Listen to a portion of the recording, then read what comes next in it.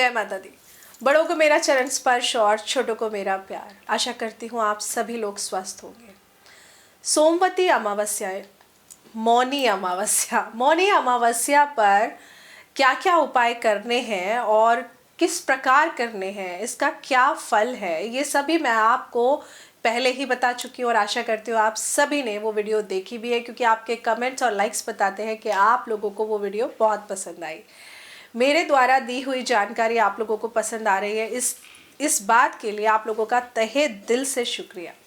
लेकिन जो लोग नए जुड़े हैं उनके लिए सोचा थोड़ी और नई जानकारी मैं लेकर आऊं, और जो लोग पुराने हैं उनके लिए भी कुछ अलग सा मैं लेकर आऊं। 21 जनवरी 2023 को मौनी अमावस्या पर क्या करना है, कहाँ दान करना है, ये तो मैं आपको बता ही चुकी हूँ, लेकिन खास तौर से फिर से एक रिमाइंडर दे रही हूँ। पीपल की पूजा ज़रूर करनी है, क्योंकि पीपल के वृक्ष की पूजा करने से आपके हर प्रकार के कष्ट दूर हो जाते हैं। अगर आपकी जन्म कुंडली में पितृदोष है या काल सर्प दोष है, तो आप इस मौनी अमावस्या पर पीपल की पूजा करना ना भूलें, क्योंकि हिंदू धर्म में माघी अमावस्या यानी कि माघ महीने की अमावस्या का बहुत ही खास महत्व होता है। अगर मैं सच बोलूँ तो हर अमावस्या का अपना ही एक महत्व होता है, लेकिन जैसे हम कार्तिक के महीने को बहुत अच्छे से पूजते हैं, वैसे ही माघ का महीना बहुत उत्तम माना जाता है। ये अपने आप में ही एक बहुत चमत्कारी महीना है, और साथ में क्योंकि अमावस्या है तो अपने आप में ही एक बहुत चमत्कारी दिन हो जाता है। इस दिन भगवान शिव और पितरों के साथ साथ श्री हरि विष्णु का भी दिन माना जाता है। इस दिन मौन रहकर स्नान करना चाहिए, यानी स्नान से पूर्व कुछ भी नहीं बोलना चाहिए। स्नान करते समय भी आपको चुप रहकर स्नान करना चाहिए।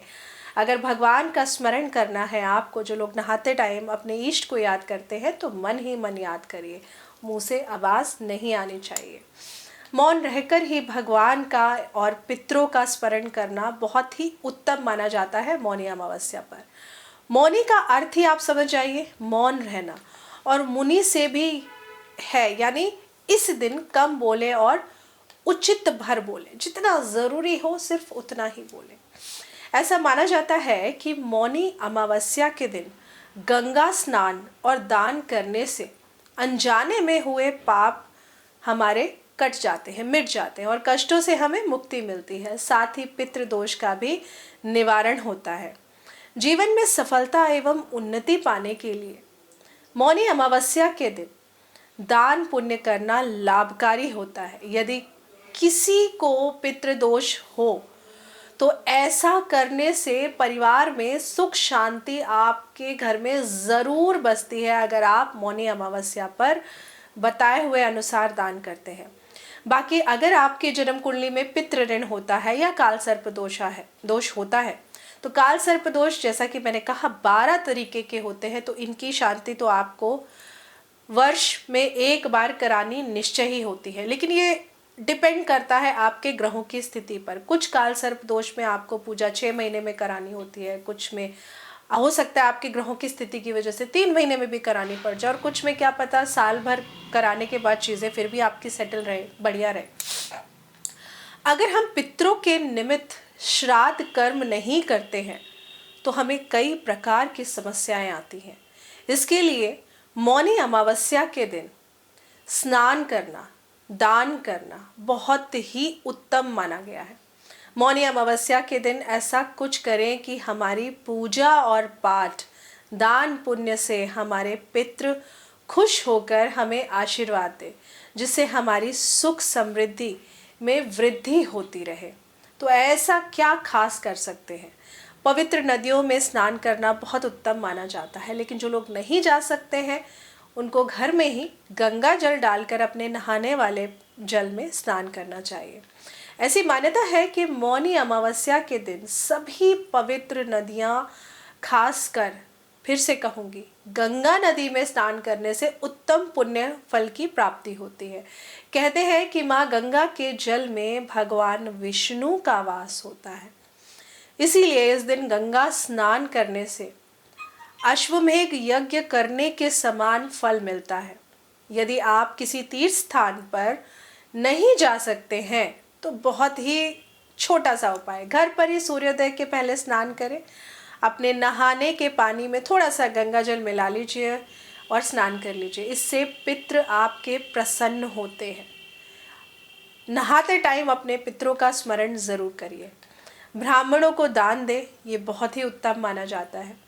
मौनी अमावस्या के दिन ज़रूरतमंदों को अन्न का दान, वस्त्र आदि का दान दें, ब्राह्मणों को दान दें, ब्राह्मणों को भोजन कराएं। घर बुलाकर नहीं करा सकते तो ब्राह्मणों के घर जाकर दे आइए। कहा जाता है कि इस दिन जो भी दान हम करते हैं वो सीधा हमारे पूर्वजों, हमारे पितरों को मिल जाता है, जिससे वो प्रसन्न होते हैं और हमारे पितृ दोष का नाश होता है।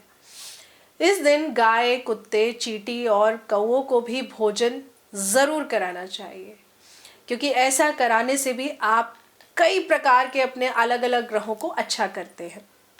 पीपल के वृक्ष की पूजा बार बार याद दिला रही हूँ, ज़रूर करिए।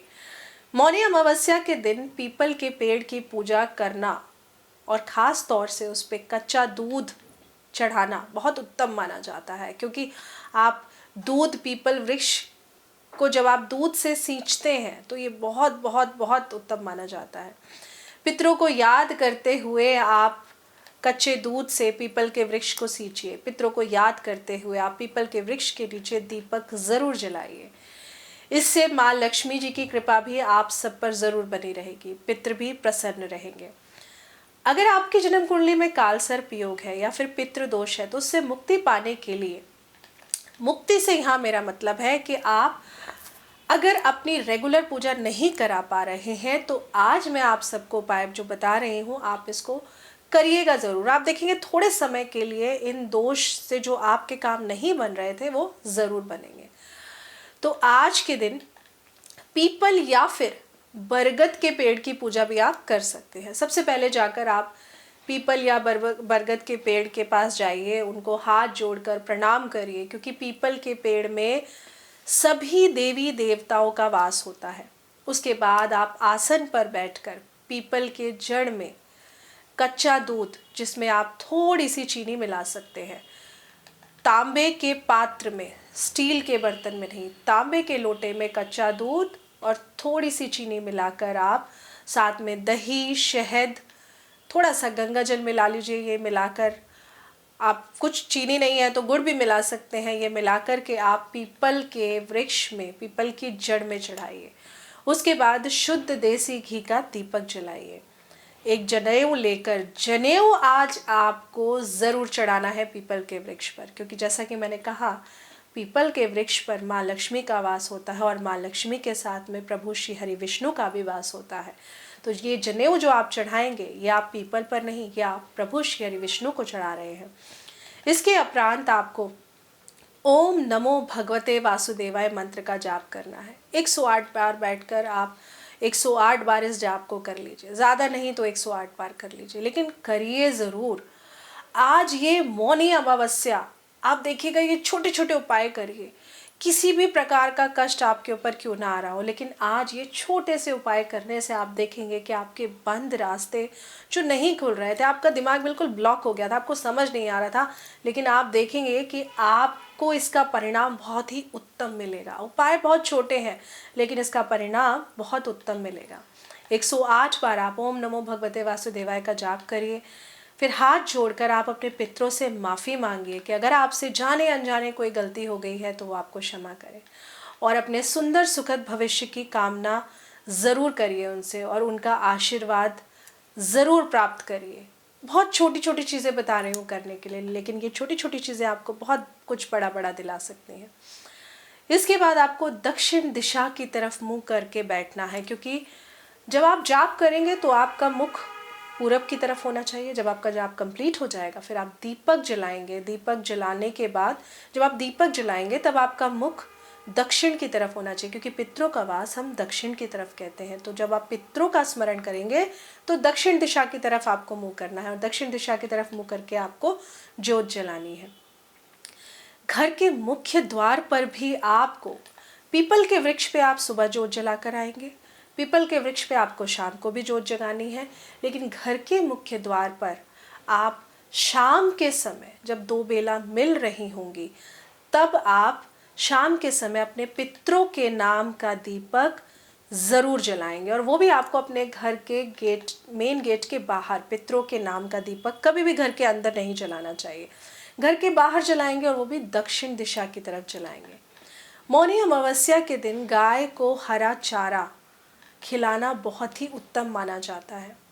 गाय को तो आप कभी भी चारा खिला लीजिए, लेकिन जो खास दिन होते हैं ना, कहते हैं उन खास दिनों पे भी अगर आपने उपाय कर दिया तो उसका फल आपको शायद जो रोज़ाना करने से नहीं मिल रहा वो एक दिन करने से मिल जाता है, लेकिन वो एक दिन डिपेंड करता है कि वो खास है या नहीं है। आटे में आप थोड़ा सा तिल मिलाकर रोटी बनाइए और आज के दिन गाय को ज़रूर खिलाइए। ये तिल वाली रोटी, ये उपाय के तौर पे मैं ख़ास तौर से उन लोगों के लिए बोल रही हूँ जिन लोगों के ऊपर कर्जे की स्थिति बहुत ज़्यादा बढ़ चुकी है। अगर आपको लग रहा है कि आपके ऊपर से कर्जा ख़त्म नहीं हो रहा है, नाम ही नहीं ले रहा है, तो आज इस मौनी अमावस्या पर आप आटे में तिल मिलाकर, आप पूछेंगे तिल कौन से तिल? आपको दोनों मिलाने हैं, ब्लैक वाले भी और वाइट वाले भी। आटे में तिल मिलाकर आप रोटी बनाइए, और रोटी बना कर के आप बड़ी सी रोटी बनाइए, रोटी बना कर के आप इस मौनी अमावस्या पर गाय को खिलाइए। ऐसा करने से आप देखेंगे कि अगर कर्जे की स्थिति बहुत लंबे समय से बनी हुई है तो वो आपकी ख़त्म हो जाएगी। ऐसा करने से आपके घर परिवार में सुख शांति भी ज़रूर बनेगी। शाम के समय जब आप दीपक जलाएंगे अपने घर के मेन गेट के बाहर दक्षिण दिशा की तरफ, फिर आप अपने घर के अंदर बैठकर महामृत्युंजय मंत्र का पाठ करेंगे। ज़्यादा नहीं तो 108 बार कर लीजिए, लेकिन जाप आज मौनी अमावस्या पर ज़रूर करिए। मौनी अमावस्या के इस पावन मौके पर ये छोटे छोटे उपायों को अगर आप करते हैं तो आप देखेंगे कि पापी ग्रहों का नाश आप खुद ही कर लेंगे। आपको आरोग्य और धन की प्राप्ति ज़रूर होगी। अब की बार मौनी अमावस्या पर एक महोदय नामक शुभ योग बन रहा है, इसीलिए ये उपाय और भी लाभकारी रहेगा आप लोगों के लिए। इसीलिए पहले तो मैंने आपको बता दिया था पहले वीडियो में क्या क्या करना है। इस वीडियो में मैं आपके लिए लेके आई हूँ खास उपाय जो आपको ज़रूर करने हैं।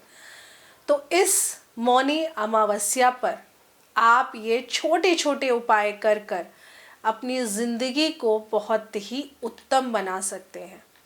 ये बहुत ही छोटे छोटे से उपाय हैं जो आपने करने हैं, और इनको अगर आपने विधि पूर्वक कर लिया तो आप देखेंगे कि ये मौनी अमावस्या का अवसर आपके लिए ढेर सारी खुशियाँ ज़रूर लेकर आएगा। तो आशा करती हूँ कि आपको वीडियो अच्छी लगी होगी। वीडियो अच्छी लगी हो तो प्लीज़ आप लाइक ज़रूर करिए, चैनल को सब्सक्राइब करना बिल्कुल मत भूलिए, और हमारी वीडियो को ज़्यादा से ज़्यादा शेयर करिए, क्योंकि क्या पता आपकी दी हुई जानकारी किसके काम आ जाए। जय माता दी।